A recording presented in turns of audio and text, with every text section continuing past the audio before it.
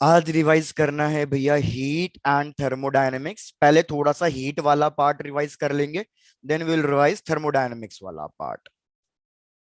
फॉर्मूले सबको याद है या इसमें भी फॉर्मूले बताने पड़ेंगे पहले? भाई फटाफट फॉर्मूले बता ही देता हूँ। इसमें सबसे पहले हीट का फॉर्मूला, यार हमारे पास हीट का फॉर्मूला चलेगा mcv delta T, specific heat capacity. ये वाला फॉर्मूला आपको कब यूज करना है? जब भी ऑब्जेक्ट का टेम्परेचर क्या हो रहा होगा, चेंज हो रहा होगा। लेकिन अगर सिर्फ फेज चेंज हो रहा है, सॉलिड टू लिक्विड या लिक्विड टू गैस, उस केस में टेम्परेचर कांस्टेंट रहता है, तो उस केस में हम कौन सा फॉर्मूला यूज करेंगे? Q equals to ml। ये वाला फॉर्मूला तब जब हमारा सिर्फ फेज चेंज हो रहा होगा, टेम्परेचर कांस्टेंट होगा।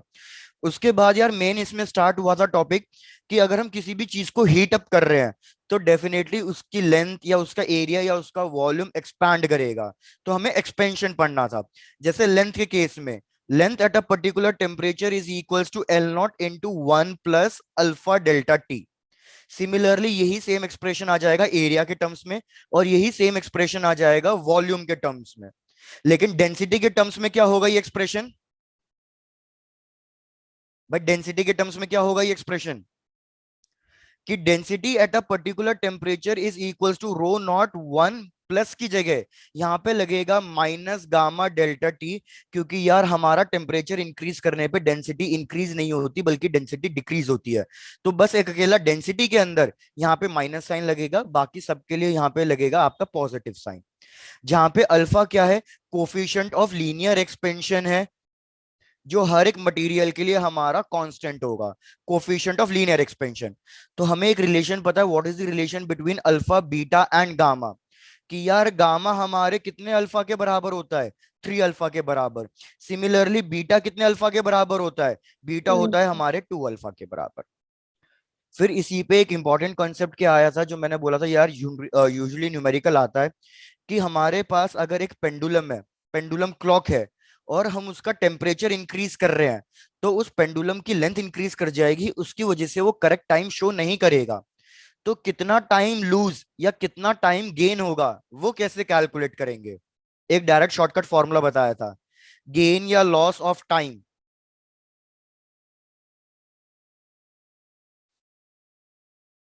भैया half into alpha into delta theta into T. ये हमारा loss of time in a day की वैल्यू निकल के आ जाएगी। आई रिपीट, मैंने डायरेक्ट शॉर्टकट फॉर्मूला लिख दिया है जो हमने कितनी बार डिस्कस भी किया है कि अगर कोई एक पेंडुलम है और उसको हम हीट अप कर रहे हैं तो उसकी लेंथ इंक्रीज होगी तो वो करेक्ट टाइम शो नहीं करेगा। तो पूरे दिन के अंदर कितना सेकेंड्स का लॉस या गेन आएगा, हमें वो कैलकुलेट करना है। तो directly half into alpha into delta theta का मतलब है change in temperature, into capital T का मतलब है पूरे दिन का टाइम पीरियड। अगर उसने पूरे डे के लिए पूछा है तो पूरे दिन का टाइम पीरियड, जैसे 24 इंटू 3600। Done sir. डन, बढ़िया। यार इस सब के बाद आ गया था हमारा टॉपिक, स्टार्ट हो गया था हीट ट्रांसफर के तरीके। बहुत छोटा ही चैप्टर था, कुछ ज्यादा नहीं था। हीट ट्रांसफर के तरीके, जिसमें सबसे पहला मेथड था हमारा कंडक्शन। कि यार अगर मैं कोई एक रॉड ले रहा हूं, कंडक्शन किसके लिए एप्लीकेबल है? सॉलिड्स के सॉलिड। लिए। अगर मैं कंडक्शन में एक पार्ट को हीट अप कर रहा हूं तो हीट हमारी ट्रांसफर होगी from high temperature to low temperature. तो जो ये हीट ट्रांसफर हो रही है इसका फॉर्मूला क्या था? What is the formula for heat transfer due to conduction? भैया K A delta theta into t divided by l. K coefficient of thermal conductivity, A इसका cross section area, delta theta मतलब फिर से change in temperature, t time, कितने time के लिए heat flow कर रही है, एंड डिवाइडेड बाय लेंथ। कि भैया ये चीज हमारे इनवर्सली प्रोपोर्शनल टू लेंथ होगी। इसमें बस एक मेन यही फॉर्मूला था। उसके बाद मैंने आपको स्पेशल केसेस करा दिए थे कि यार क्वेश्चन में इक्विवेलेंट थर्मल कंडक्टिविटी कैलकुलेट करने के लिए आएगा, तो कैसे इक्वल थर्मल कंडक्टिविटी इसको कैलकुलेट कर सकते हो। जैसे मेरे को फॉर्मूला याद दिला, what is the formula for thermal resistance? Thermal resistance का फॉर्मूला क्या होगा?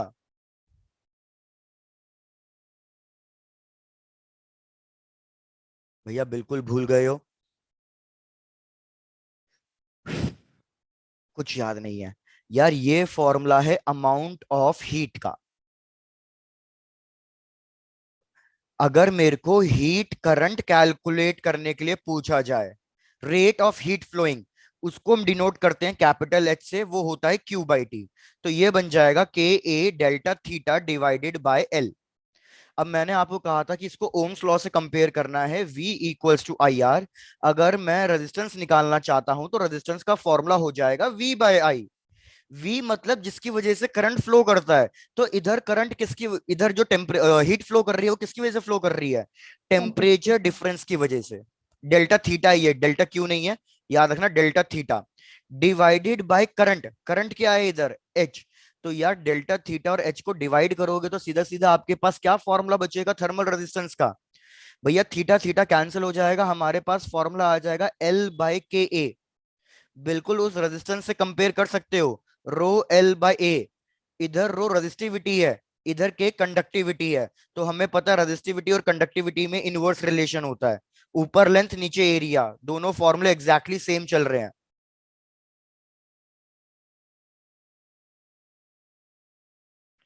चेक करते जाओ, यहां तक कोई दिक्कत?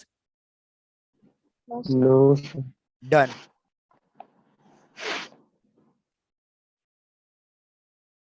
उसके बाद यार फिर हमारे पास आ गया था परफेक्ट ब्लैक बॉडी का कॉन्सेप्ट, रेडिएशन का कॉन्सेप्ट।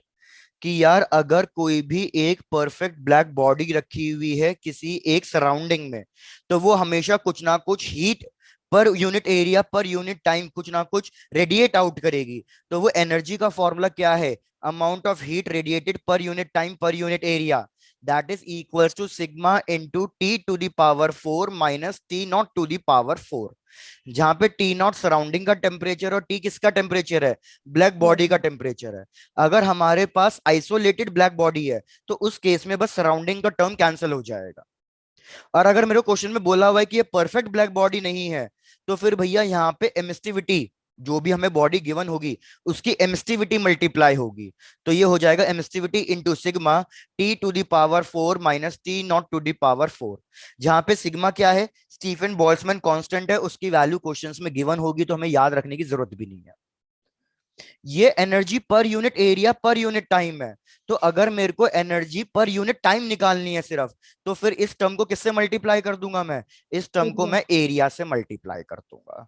तो अब ये हमारे पास आएगा एनर्जी पर यूनिट टाइम।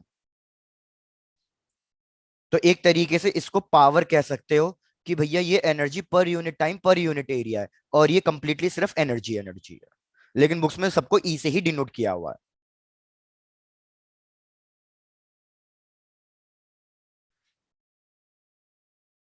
भैया जल्दी बताओ, यहां तक भी डन? Yes sir. चलो बढ़िया। फिर बस दो चीजें बची। एक बचा न्यूटन्स लॉ ऑफ कूलिंग, जिसपे भैया आपके जनरली ग्राफ ज्यादा आते हैं और न्यूमेरिकल भी आता है, लेकिन ग्राफ का कॉन्सेप्ट थोड़ा सा ज्यादा आ जाता है। न्यूटन्स लॉ ऑफ कूलिंग में उसने क्या एक्सप्लेन किया था कि यार अगर हम किसी भी हॉट बॉडी को एक सराउंडिंग में छोड़ रहे हैं तो वो हीट रेडिएट आउट करेगा और उसका टेम्परेचर फॉल डाउन करेगा। लेकिन जो उसका टेम्परेचर फॉल डाउन करेगा, क्या वो लीनियरली फॉल डाउन करेगा या एक्सपोनेंशियली फॉल डाउन करेगा? Sir exponentially. बिल्कुल, उसका टेम्परेचर एक्सपोनेंशियली फॉल डाउन करेगा। तो हमारा जो भी ग्राफ बनेगा with respect to temperature and time, ध्यान दे लेना कि क्या गिवन है, टेम्परेचर एंड टाइम गिवन है, तो याद रखना कि ये ग्राफ एक्सपोनेंशियली वेरी करेगा। लेकिन अगर क्वेश्चन में हमें दे दिया है लॉग, लॉग ऑफ टाइम और temperature, sorry, log of change of temperature and time, तो याद रखना फिर ये ग्राफ एक स्ट्रेट लाइन बनेगा, क्योंकि मैंने ऑलरेडी यहाँ पे लॉग कंसीडर कर लिया है, एक्सपोनेंशियल हटा दिया है। इसका मेन फॉर्मूला याद रखना है भैया, मेन फॉर्मूला क्या है इसका, minus D T by D T, ऊपर टेम्परेचर है नीचे टाइम है, इज इक्वल्स टू भैया के कुछ ना कुछ constant T minus T not. T naught surrounding का टेम्परेचर है, यहां लिख रहा हूं, सारी वैल्यूज चेक करते रहना। dt का मतलब change in temperature by time हो गया, के ये टी एवरेज टाइम होता है, एवरेज टाइम का मतलब T1 plus T2 divided by 2। भैया आई होप थोड़ा थोड़ा याद होगा आपको ये सब चीजें, माइनस टी नॉट। ये फॉर्मूला है न्यूटन्स लॉ ऑफ कूलिंग का।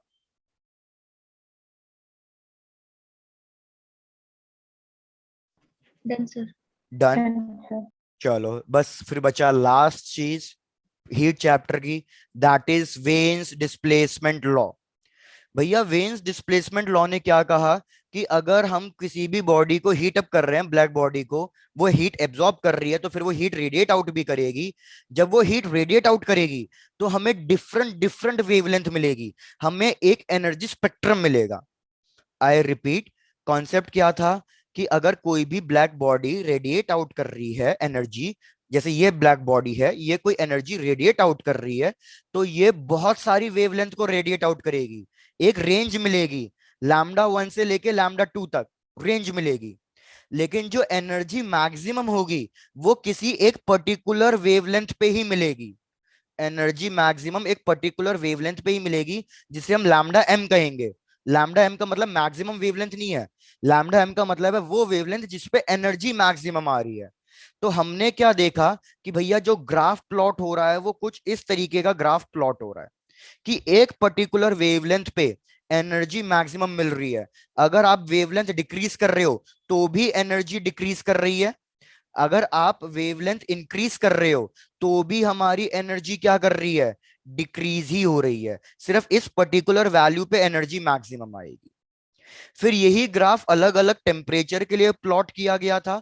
तो जब ये ग्राफ अलग अलग टेम्परेचर के लिए प्लॉट किया गया तो वेवलेंथ में क्या रिलेशन मिला था हमें, वेवलेंथ इंक्रीज हो रही थी या डिक्रीज हो रही थी?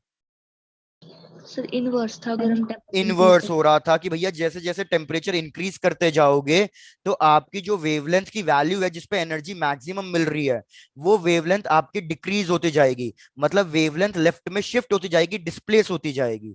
तो दैट इज डिस्प्लेसमेंट लॉ। तो इससे हमें क्या पता चला था कि lambda m is inversely proportional to delta t, मतलब lambda m into t is equals to always constant. और ये कांस्टेंट होता था बी, वेन्स कांस्टेंट, अगेन जिसकी वैल्यू हमें याद नहीं रखनी। बस सारे फॉर्मुलेज हमने डिस्कस कर लिए हैं। तो आ जाओ एक एक करके अब क्वेश्चन डिस्कस करेंगे।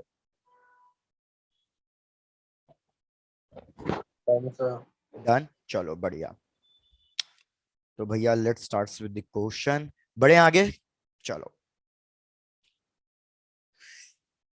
भाई सबसे पहला क्वेश्चन चेक करना, सिंपल सा।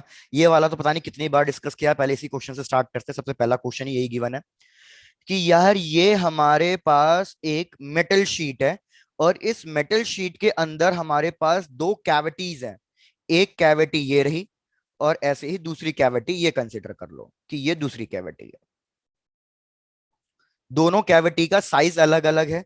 इस कैविटी का डायमीटर हमें गिवन है D1, साफ पता चल रहा है D1 बड़ा है, और इस कैविटी का डायमीटर गिवन है D2। क्वेश्चन में बोला हुआ है D1 बड़ा है D2 से।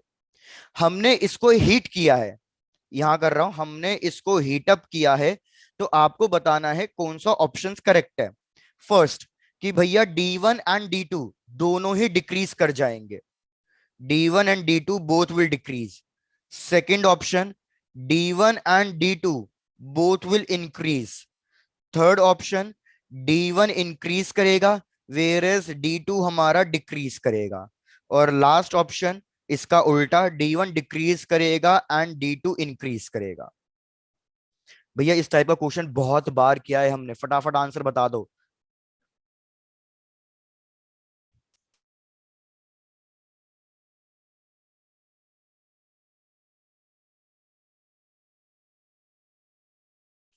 भाई क्या बात है, आंसर्स नहीं आया, इसका तो बिल्कुल इंस्टेंट आंसर होना था। Sir B. फिर से रिपीट करो। बी। वेरी गुड, बिल्कुल सही क्षितिज, आपका भी सही। यार करेक्ट आंसर है बी। कैसे पता चला करेक्ट आंसर बी है? यार मैंने आपको बता रखा है जब भी आप किसी चीज को हीट करते हो तो हर एक मॉलिक्यूल के बीच का डिस्टेंस इंक्रीज होता है, हर एक मॉलिक्यूल के बीच का। तो ये शीट हल्की सी एक्सपैंड करेगी, ये शीट एक्सपैंड करेगी, हर एक मॉलिक्यूल के बीच का डिस्टेंस इंक्रीज हुआ है। सपोज एक मॉलिक्यूल यहां लिया, एक मॉलिक्यूल यहां लिया, इनके बीच का डिस्टेंस इंक्रीज करेगा तो D1 इंक्रीज। यहाँ पे एक मॉलिक्यूल लिया, यहाँ पे एक मॉलिक्यूल लिया, तो इनके बीच का डिस्टेंस भी इंक्रीज करेगा तो D2 भी इंक्रीज करेगा।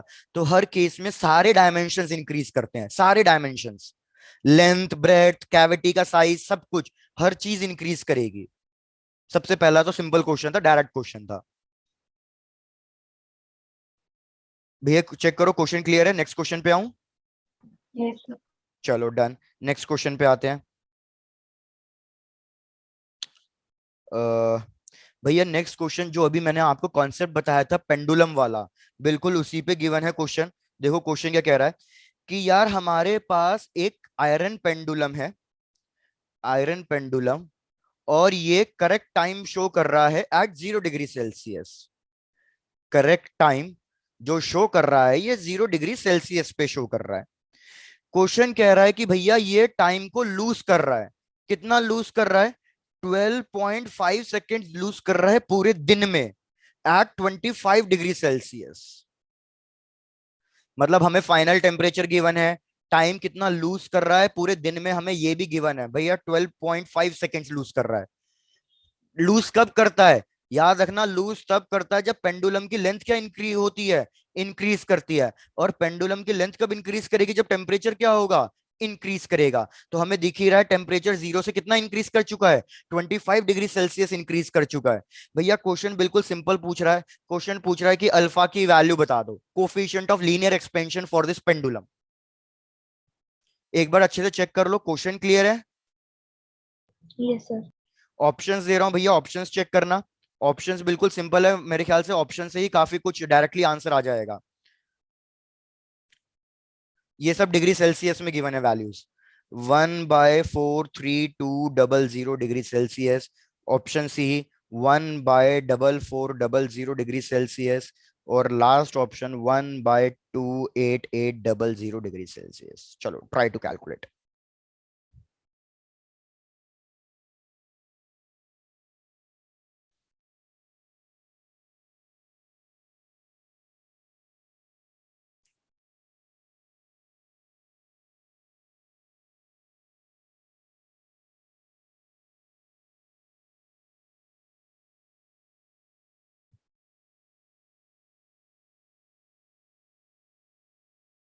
तो यार अभी आप पीछे फॉर्मूला चेक कर सकते हो, मैंने पीछे फॉर्मूला लिखा ही था आपको कि हमारा जितना भी टाइम चेंज होगा, लूज होगा या गेन होगा, उसका फॉर्मूला क्या चलेगा, half into alpha into delta theta into T.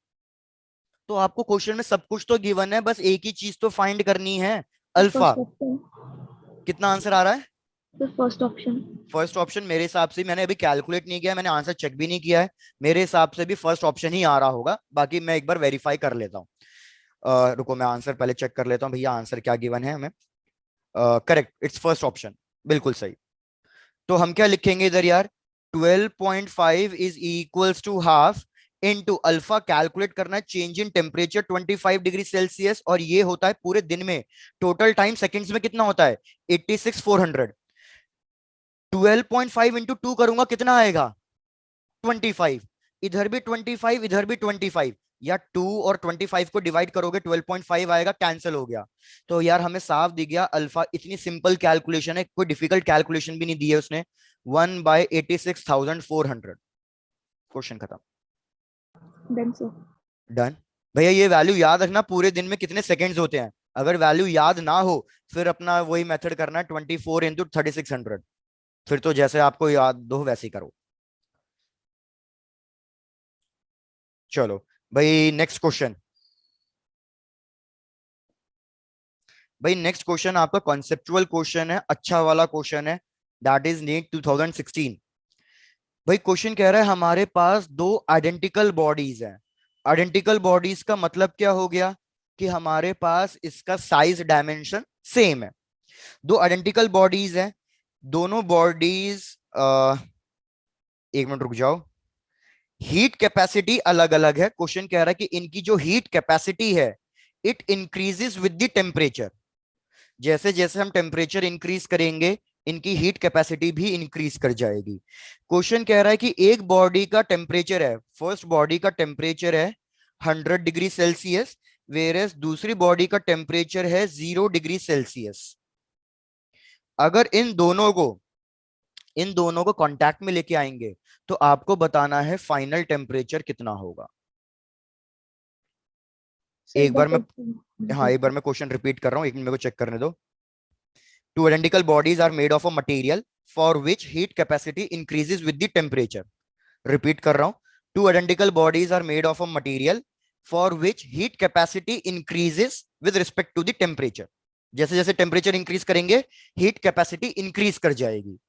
तो हमारे पास फर्स्ट बॉडी का टेम्परेचर गिवन है initial 100 degree Celsius, second body का इनिशियल टेम्परेचर गिवन है 0 डिग्री सेल्सियस। जैसे ये बॉडी 1, ये बॉडी 2, इसका initial temperature 100 degree Celsius, 0 degree Celsius. Question कह रहा है जब आप इन दोनों बॉडीज को कांटेक्ट में लेके आओगे हीट ट्रांसफर करेगी। ऑब्वियस सी बात है, कहां से हीट ट्रांसफर करती है? फ्रॉम हॉट अंदर end to to the zero. Cold end. तो मतलब बॉडी 1 से लेके बॉडी 2 तक हीट ट्रांसफर करेगी। तो आपको बताना है फाइनल टेम्परेचर कितना होगा। ऑप्शंस देख लो। फर्स्ट पार्ट कह रहा है, first option is 50 degree Celsius, second कह रहा है more than 50 degree Celsius, third option less than 50 degree Celsius but greater than 0 degree Celsius.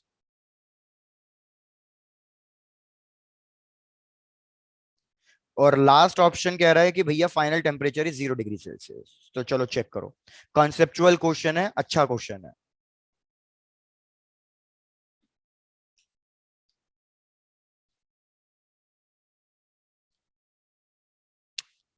ठीक है ध्रुव, देखते हैं।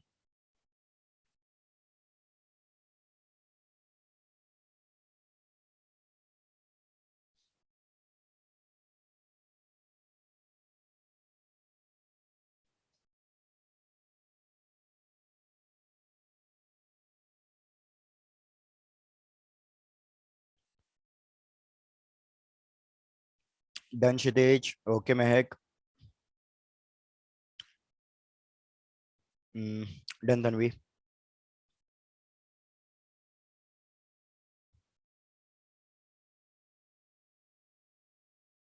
चलो भाई आओ समझो कॉन्सेप्ट को।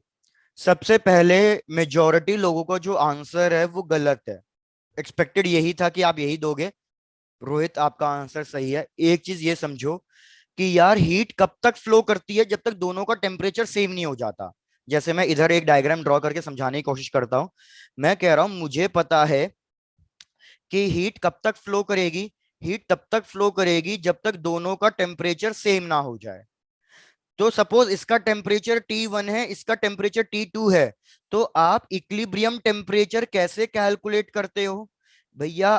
काफी लोग क्या कर रहे हैं, इक्विलिब्रियम टेम्परेचर वो इस तरीके से कैलकुलेट कर रहे हैं, T1 + T2/2। भैया ये कोई फॉर्मूला होता ही नहीं है टेम्परेचर फाइंड करने का। गलत है बिल्कुल, ये बिल्कुल गलत।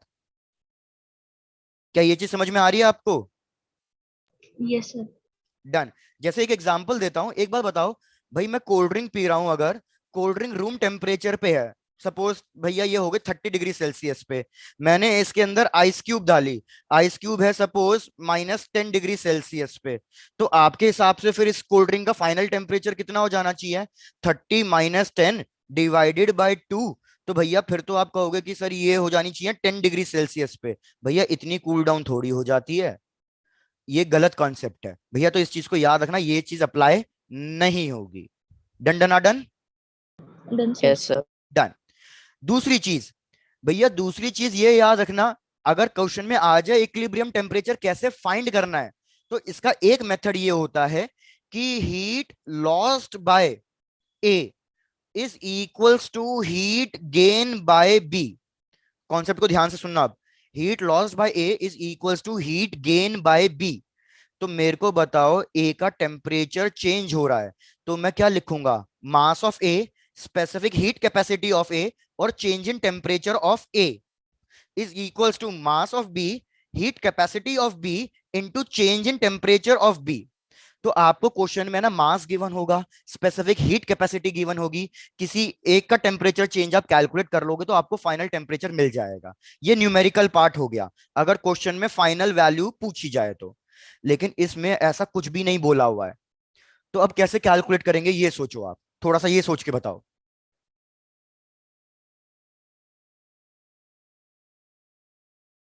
आप मेरे को ये सोच के बताओ हीट कैपेसिटी का सिग्निफिकेंस क्या है, क्या मतलब होता है हीट कैपेसिटी का? सर किसी बॉडी का टेम्परेचर राइज करने के लिए कितनी हीट चाहिए होती है? Very good. भैया CV की अगर वैल्यू कैलकुलेट करूं तो m/ΔT आएगी। मतलब क्या कहना चाह रहे हैं भाई, कि हमें कितनी ज्यादा हीट चाहिए किसी भी बॉडी का टेम्परेचर इंक्रीज कराने के लिए, वो स्पेसिफिक हीट कहलाती है, वो स्पेसिफिक हीट कहलाती है। तो यार क्वेश्चन में ये बोला हुआ है कि स्पेसिफिक हीट टेम्परेचर पे डिपेंड कर रही है, तो मेरे को बताओ किसका टेम्परेचर ज्यादा होगा, बॉडी ए का या बॉडी बी का। क्वेश्चन में गिवन है कि बॉडी ए। ए का टेम्परेचर ज्यादा है, तो स्पेसिफिक हीट कैपेसिटी किसकी ज्यादा होगी? क्या मैं ए। डायरेक्टली कह सकता हूँ 1 की ज्यादा होगी 2 से? Yes sir. भैया अगर स्पेसिफिक हीट कैपेसिटी 1 की ज्यादा है 2 से, तो याद रखना ए हीट सप्लाई करेगा, और जब हीट सप्लाई करेगा, मतलब बॉडी 1 हीट सप्लाई करेगी, तो उसका टेम्परेचर जल्दी से फॉल डाउन नहीं करेगा, बल्कि बी का टेम्परेचर जल्दी से इंक्रीज कर जाएगा। तो हमारा जो इक्विलिब्रियम टेम्परेचर होगा ना, वो नियर बाय इसकी वैल्यू के पास जाएगा। मतलब हमारा जो फाइनल टेम्परेचर होगा, याद रखना वो 50 नहीं होगा, वो ग्रेटर देन 50 होगा। क्या आपको ये चीज समझ में आई है या रिपीट करूं मैं? सर आ गई है। तो एक बार रिपीट कर देता हूं फिर भी क्विक उसके लिए। जिसकी ज्यादा हीट कैपेसिटी है, याद रखना वो क्या करेगा भैया, वो टेम्परेचर हीट दे देगा, और हीट देने के बाद भी उसका टेम्परेचर जल्दी से फॉल डाउन नहीं करेगा। उसकी ज्यादा हीट कैपेसिटी है, उसने ज्यादा हीट स्टोर करके रखी हुई है अपने पास एक तरीके से। तो इसके अंदर क्या होगा, जिसका टेम्परेचर ज्यादा होगा, ये कॉन्सेप्ट गलत हो जाएगा। आप ये कहोगे कि जिसकी स्पेसिफिक हीट कैपेसिटी ज्यादा होगी, तो जो फाइनल टेम्परेचर होगा वो उस बॉडी के नियर अबाउट टेम्परेचर पे जाएगा। तो बी का टेम्परेचर जल्दी इंक्रीज कर जाएगा, ए का टेम्परेचर लेट फॉल डाउन करेगा, तो अल्टीमेटली कहीं ना कहीं वैल्यू ग्रेटर देन 50 तक पहुंचेगी। तो correct option is option B. Sir मैंने यही दी थी, मैंने सी और बी में से कर दी थी गड़बड़, मैंने बिल्कुल। सोचा। तो थोड़ा सा वही, अगर स्पेसिफिक हीट कैपेसिटी 2 की ज्यादा होती ना, बाय चांस क्वेश्चन में अगर ये यस। होता कि स्पेसिफिक कैपेसिटी 2 की ज्यादा है, फिर ऑप्शन सी सही हो जाता। यस। बिल्कुल। और अगर दोनों का मटेरियल सेम होता, दोनों की हीट कैपेसिटी सेम होती, तो फिर आप डायरेक्टली कह सकते थे कि भैया बिल्कुल मिडिल टेम्परेचर 50 डिग्री सेल्सियस आ जाता। चलो खैर, अब इस पे ज्यादा डिटेलिंग हो गई, आ जाओ चलते हैं नेक्स्ट क्वेश्चन पे।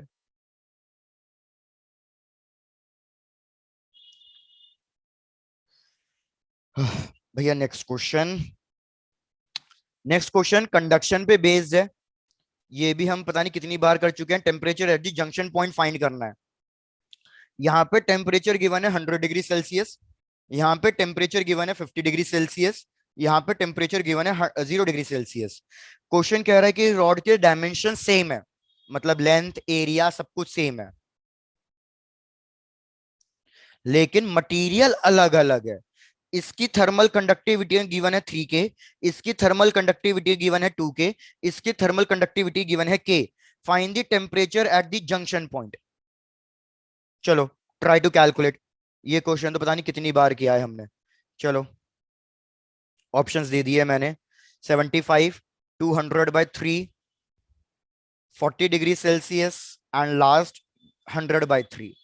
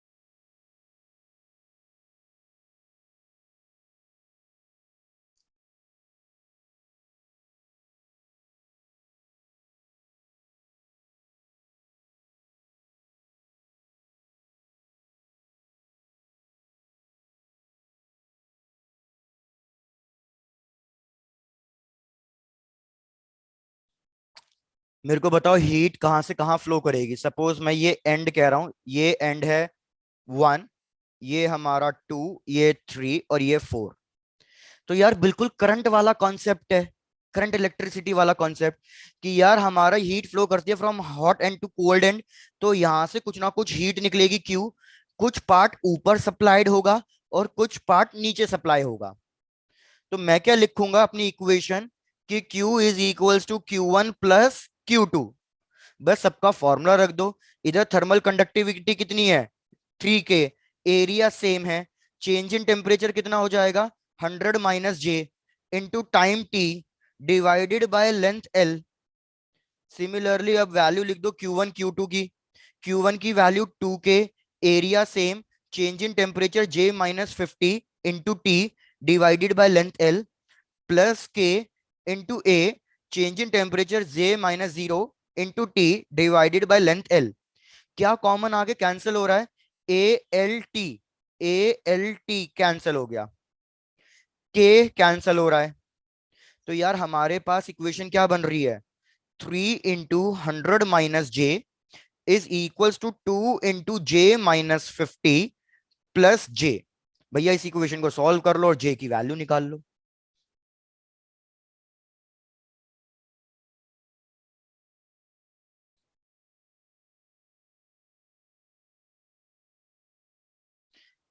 तो ये हो जाएगा 6j और ये हो जाएगा 400। तो 6j 400, 6j is equals to 400। तो j की वैल्यू कितनी आ गई है? 400/6, विच मीन्स 200/3। तो ये हो गया हमारे पास टेम्परेचर 200/3। भैया क्या सबके आंसर्स आ गए हैं? Yes sir. Okay done. Next question में बढ़ चले। Yes sir. चलो डन।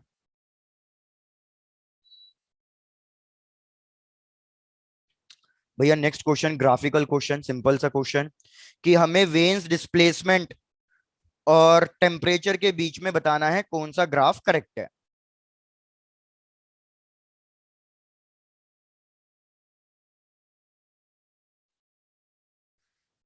इधर गिवन है वेवलेंथ लैम्डा एम, इधर गिवन है टेम्परेचर टी। सब में same lambda M temperature T, lambda M temperature T, और ये सब कहानी। पहला ग्राफ गिवन है इस तरीके से, दूसरा ग्राफ गिवन है इस तरीके से, first option second option, third graph कुछ इस तरीके से और लास्ट ग्राफ कुछ भैया इस तरीके से। Suppose this is option A, option B, option C and D. आपको बताना है कौन सा ग्राफ करेक्ट है for a perfect black body. Direct question हो गया, वेरी गुड तन्वी। यार हमें साफ पता है lambda m is inversely proportional to 1/टेम्परेचर।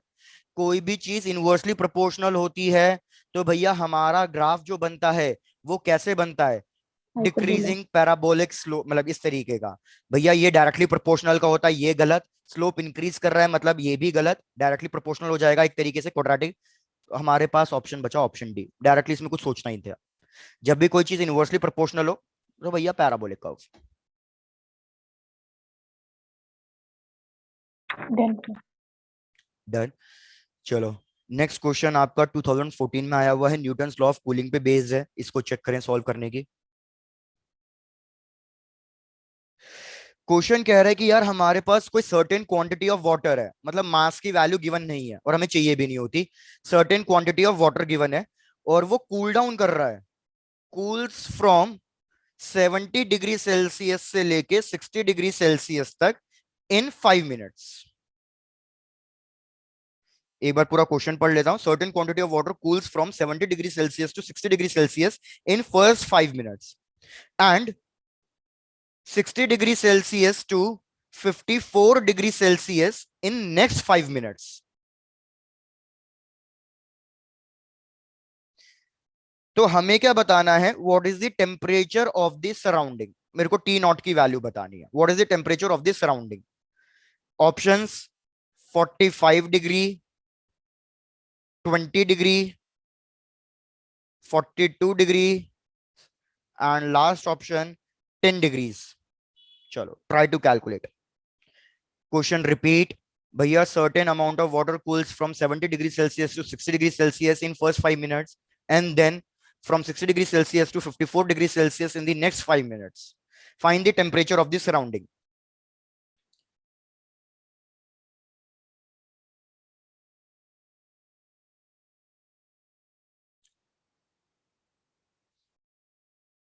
Newton's law of cooling का 2 बार फॉर्मूला यूज करना है और टी नॉट, 2 इक्वेशन, एक वेरिएबल मिलेगा, टी नॉट की वैल्यू कैलकुलेट करनी है।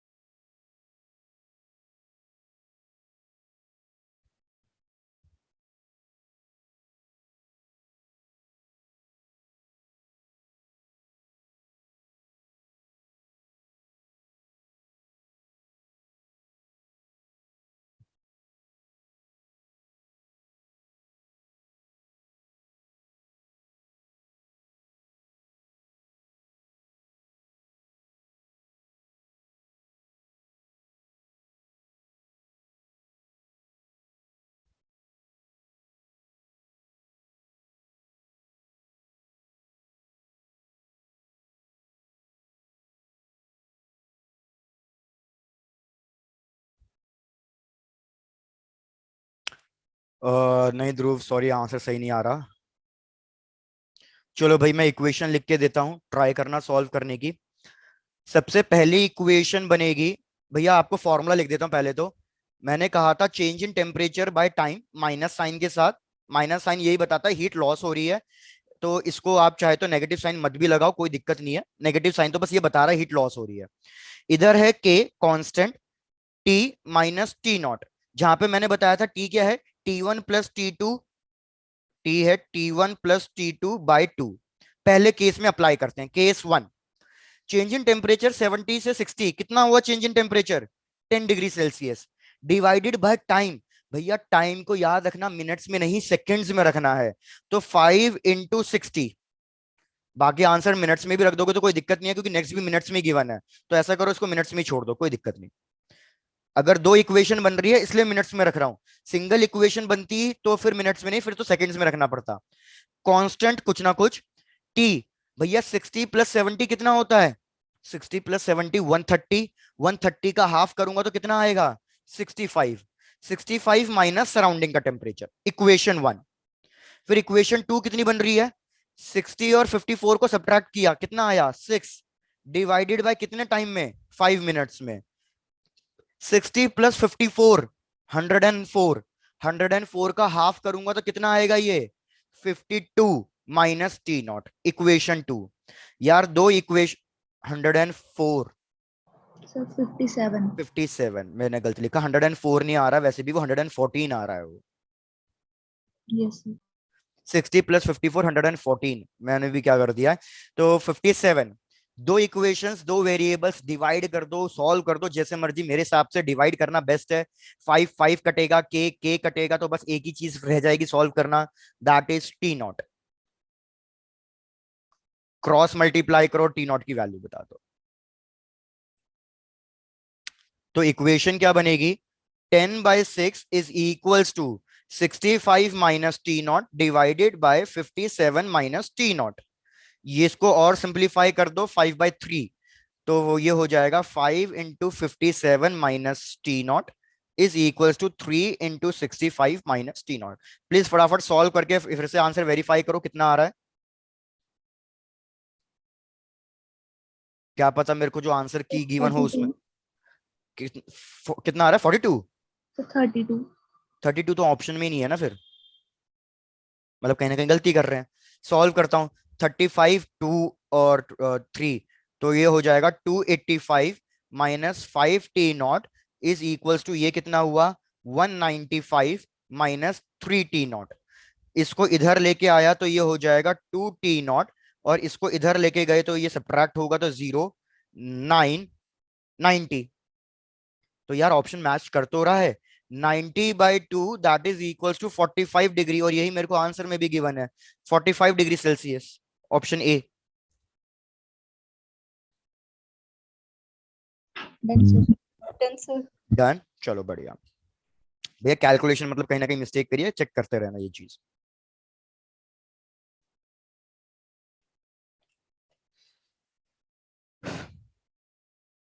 नेक्स्ट क्वेश्चन पे आ जाऊं। Yes sir. चलो नेक्स्ट क्वेश्चन।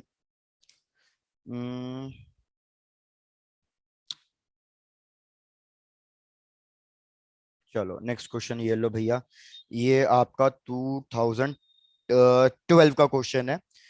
क्वेश्चन कह रहा है कि यार हमारे पास एक स्टार है और इस स्टार का ये star acts as a perfect black body. ये जो स्टार है it is acting as a perfect black body, मतलब ये एनर्जी रेडिएट आउट कर रहा है अच्छी तरीके से।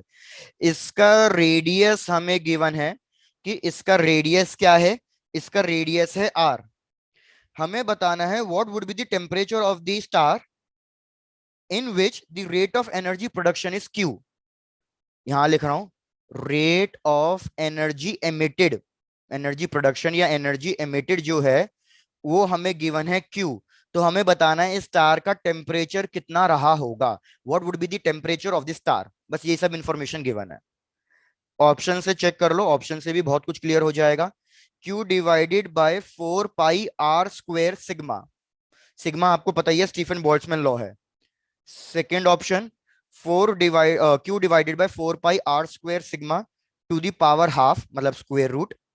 Option C 4 pi r square sigma divided by Q to the power 1/4।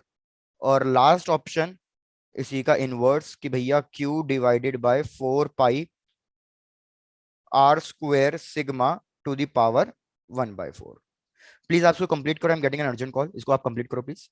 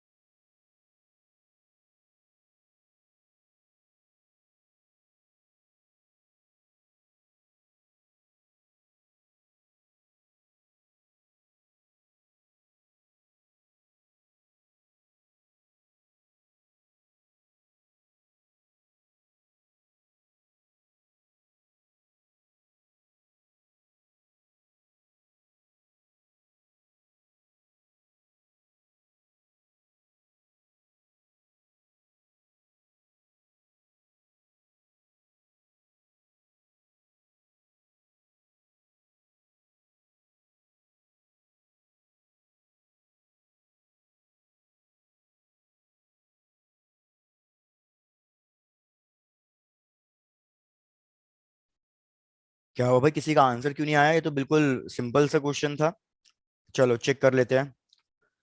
यार मैंने आपको बताया ई क्या है, amount of energy radiated per unit time per unit area. इसका formula sigma t to the power 4।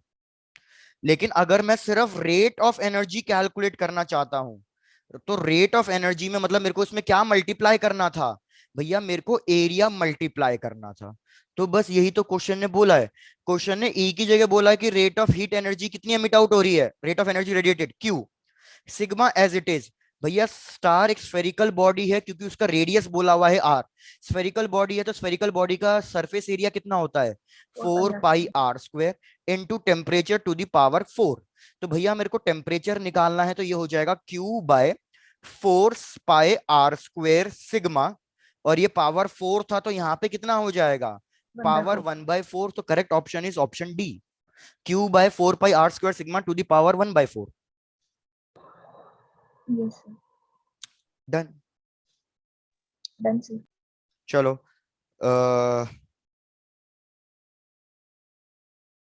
देखो इस पे सेम सा क्वेश्चन है कुछ, लेकिन कैलकुलेटिव नहीं है, थोड़ा वैसा है। भैया चेक करें क्वेश्चन 2017 नीट। क्वेश्चन कह रहा है कि हमारे पास एक स्फेरिकल ब्लैक बॉडी है, स्फेरिकल ब्लैक बॉडी जिसका रेडियस हमें गिवन है, रेडियस है 12 सेंटीमीटर। ये एनर्जी रेडिएट आउट कर रहा है पर unit time per unit area. कैसे पता चला पर unit time per unit area given है? बिकॉज जो गिवन है वो वॉट्स में गिवन है। तो वॉट्स का मतलब पावर हो गया, पावर का मतलब एनर्जी पर unit time per unit area हो गया। एट टेम्परेचर भी हमें गिवन है 500 केल्विन। मतलब ऑलमोस्ट सारी इंफॉर्मेशन गिवन है, रेडियस, पावर, टेम्परेचर, सब कुछ गिवन है। क्वेश्चन क्या कह रहा है, अब इसमें न्यू केस लो। क्वेश्चन कह रहा है कि सपोज रेडियस को हमने कर दिया है हाफ एंड टेम्परेचर को हमने कर दिया है डबल। हमने रेडियस को कर दिया हाफ, टेम्परेचर को कर दिया डबल। तो आपको बताना है अब न्यू पावर एमिटेड पर यूनिट एरिया पर यूनिट टाइम कितनी होगी, आपको ये बताना है। What will be the new power of radiated? Option है 225 वॉट्स, 450 वॉट्स, 1000 वॉट्स, और लास्ट ऑप्शन है 1800 वॉट्स। चलो ट्राई टू कैलकुलेट। रेडियस को कर दिया है हाफ, टेम्परेचर को कर दिया है डबल, तो P dash new amount of heat energy radiated per unit time per unit area कितना आएगा?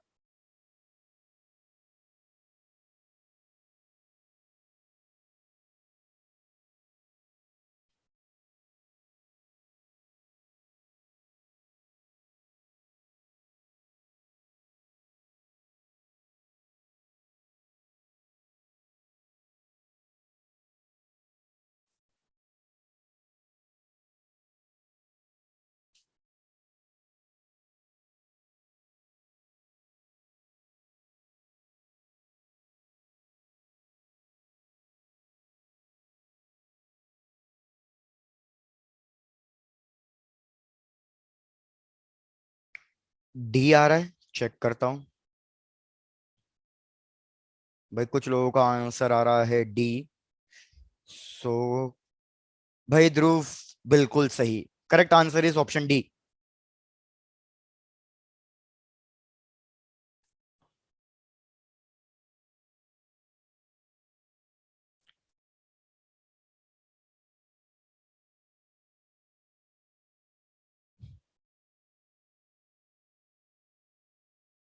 भाई जैसे सबका कंप्लीट हो जाए बताना, फिर नेक्स्ट क्वेश्चन।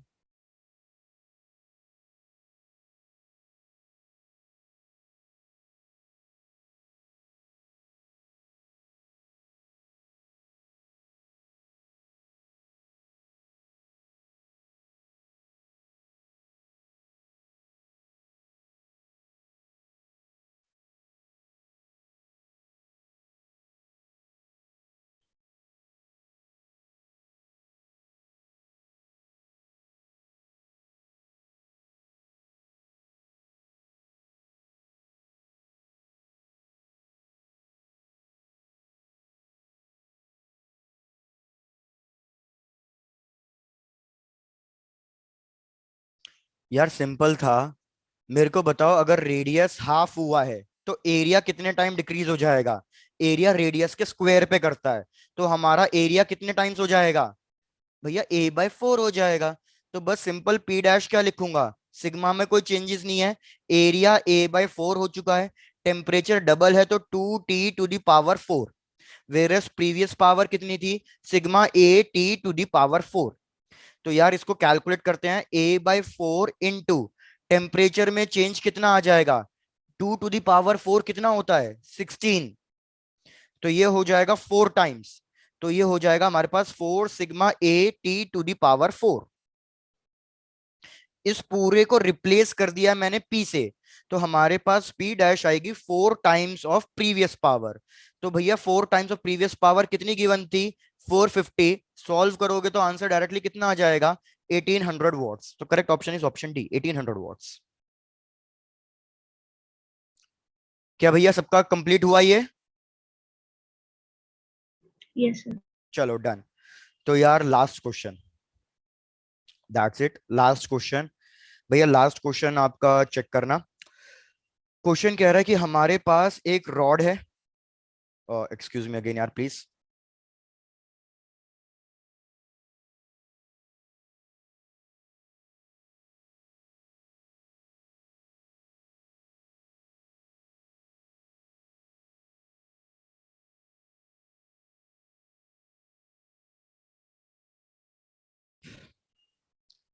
क्वेश्चन है कि यार हमारे पास एक रॉड है जिसके टेम्परेचर मेंटेन्ड है 110 degree Celsius and 100 degree Celsius. Question कह रहा है कि यार इसमें हीट फ्लो कर रही है from hot end to cold end, heat flow कर रही है that is 4 joules per second. Check करो यहां तक का क्वेश्चन क्लियर है कि एक रॉड यस है, सर। अलग अलग टेम्परेचर मेंटेन्ड है 110 एंड 100, हीट फ्लो कर रही है जो इससे that is 4 joules per second.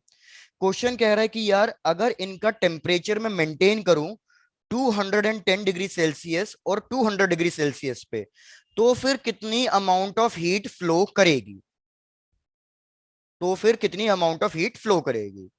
Options हैं, first option 44 joules per second, second option 16.8 joules per second, third option 8 joules per second and last option 4 joules per second. एक बार check कर लो question पूरा क्लियर है या नहीं। रॉड के ends temperature पे मेंटेन्ड है 110 एंड 100, हीट फ्लो कर रही है that is 4 joules per second. अगर मैं इन दोनों को अलग अलग टेम्परेचर 210 एंड 200 डिग्री सेल्सियस पे मेंटेन करूं, तो अब कितनी अमाउंट ऑफ हीट फ्लो करेगी, हमें ये कैलकुलेट करके बताना है।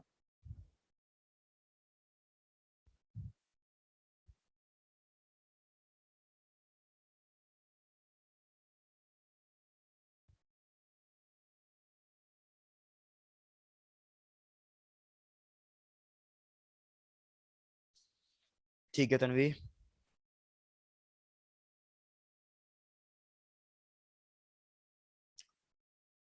यार इसका कॉन्सेप्ट बिल्कुल सिंपल सा है, एक चीज ये देखो, क्यू का फॉर्मूला था क्या, के ए change in temperature into time divided by length. मेरे को एक चीज चेक करके बताओ, क्या मैंने इस रॉड का मटेरियल चेंज किया है? नहीं। क्या मैंने इस रॉड की लेंथ या एरिया चेंज किया है? नहीं। टेम्परेचर टाइम चेंज कर रहा हूं? नहीं। टेम्परेचर चेंज कर रहा हूं क्या मैं? टेम्परेचर चेंज तो कर रहा हूं 110 और 210, 100 से 200, लेकिन भैया ये टेम्परेचर नहीं, ये टेम्परेचर डिफरेंस है। तो पहले केस में टेम्परेचर डिफरेंस कितना आया था? 10 डिग्री सेल्सियस। अभी भी टेम्परेचर डिफरेंस कितना आ रहा है? 10 डिग्री सेल्सियस ही आ रहा है। तो जब हमने कुछ चेंज ही नहीं किया तो अमाउंट ऑफ हीट भी चेंज क्यों होगी? याद रखना, अमाउंट ऑफ हीट बेसिकली हमारी टेम्परेचर डिफरेंस पे डिपेंड करती है बस। Amount of heat depends upon temperature difference. तो जब कुछ चेंज ही नहीं हुआ है तो ये भी चेंज नहीं होगा। तो इसका आंसर जो पहले था 4 जूल्स पर सेकेंड, अभी भी कितना आएगा? 4 जूल्स पर सेकेंड ही आएगा। भैया एक बार चेक कर लो, किसी को कोई doubt? No. No okay, sir. Done. तो भाई आज के लिए बस इतना ही, नेक्स्ट क्लास में हम रिवाइज करेंगे थर्मोडायनामिक्स।